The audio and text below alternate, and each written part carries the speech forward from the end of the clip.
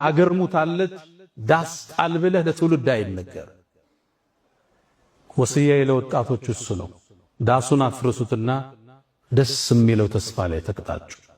እቺ ሀገር የተሻለች ትሆናለች።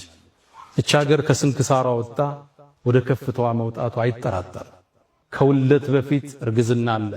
እርግዝና ምጥ ይበዛዋል። እርግዝና ማቅለሽለሽ አለው። እርግዝና ቦሚት አለው። እርግዝና ወገብ ያማል አስተኙኝ ይላል። እቺ ሀገር በምታደርገው የግንባታ ጉዞ ውስጥ ስንክሳሮች አይጠፋትም። ሙእሚን ግን የነገውን ብርሃን አሁን ላይ ቆሞ የሚያማትር ማለት ትውልድን አገር ፈርሳለች ዳስህን ጣል ተብሎ አይገነባ። ይሄ ማህበራዊ ሳይንስን የማያውቁ ግለሰቦች ናቸው።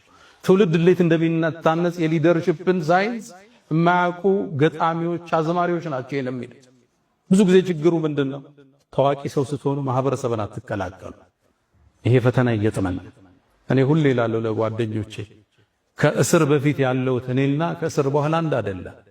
እስር ቤት ውስጥ ስትገባ ሁሉም ብሔር ስታገኝ ዱርዬውን፣ ባለሀብቱን፣ ኦሮሞውን፣ አማራውን፣ ጉራጌውን አብረህ ስትኖር ስትበላ የኖረኝ ስዕል ግንዛቤና ከዛ በፊት የነበረኝ አንድ አይደለም። ስትቀላቀለው ማህበረሰቡን በትክክል እቺ ምድር ታውቃታለህ፣ ኢትዮጵያን ትረዳታለህ። ኢትዮጵያ የነብዩ የኛ አደራ ነች። ኢትዮጵያን መጠበቅ፣ ሰላሟን መጠበቅ፣ የጉርብትናን ሐቅ መጠበቅ፣ ለዚች ሀገር እድገት ቅድሚያ ተሰላፊ መሆን የነብዩን አደራ ከመጠበቅ ነው። ኢትዮጵያን ካልነኳችሁ አትንኳት። እሷ የእውነት ምድር ነች። እሷ ውስጥ ሰው የማይበደልበት ፍትሃዊ ንጉሥ አለ። እንድች የተባለች ምድር የለችም ዓለም ላይ። ኢትዮጵያ የነብዩ አደራ፣ የሰሃቦቹ ውርስ፣ እትብታቸውም አጸደ ቀላቸውም ያረፈችባት ታላቅ ምድር ኢትዮጵያ።